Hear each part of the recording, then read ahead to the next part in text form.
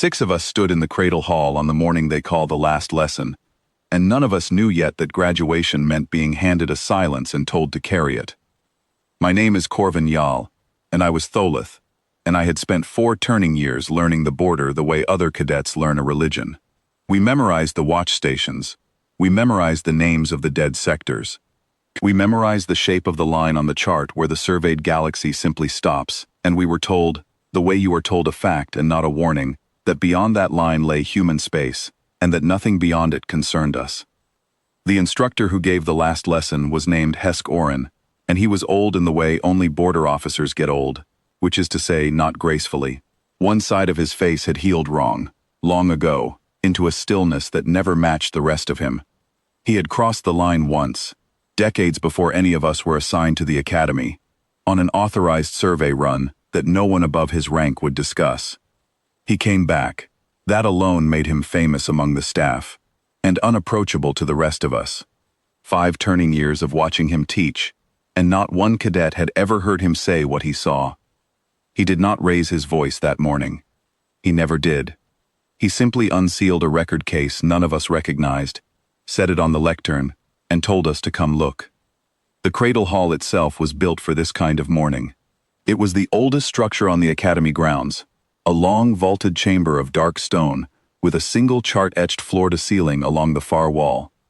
Not a projection, not a screen, but an actual carved map, generations old, patched and recut, where new sectors had been surveyed and old ones quietly struck out.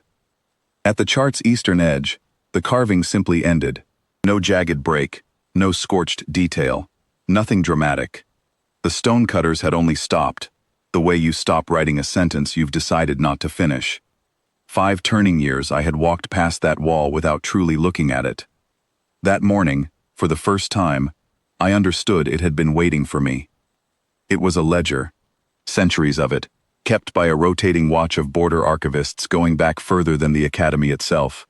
Each entry was a departure, a ship, a fleet, a survey mission, a punitive expedition, crossing the line into human space.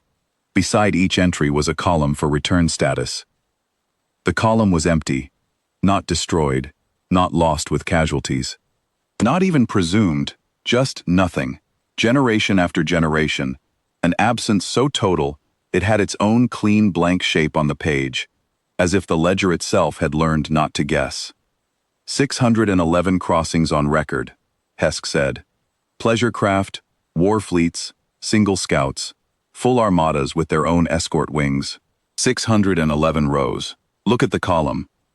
Tarsa, beside me, the fastest mind in our cohort, said what all of us were thinking. There's no data, because no one survived to file it.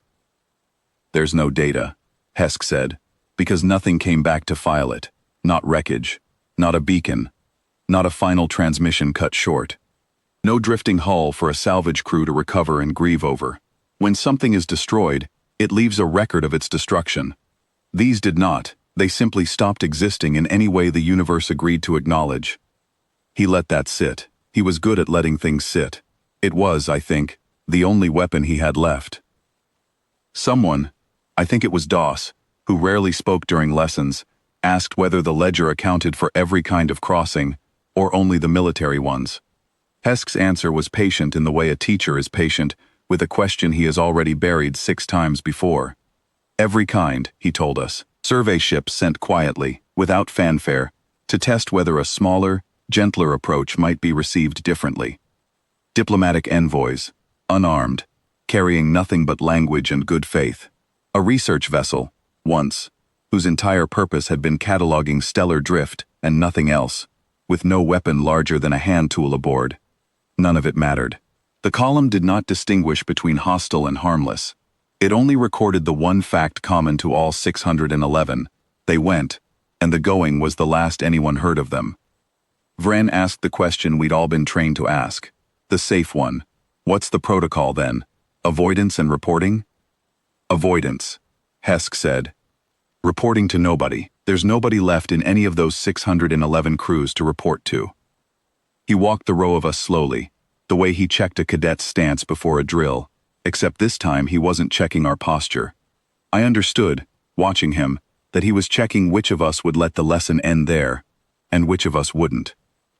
5 of my classmates let it end there.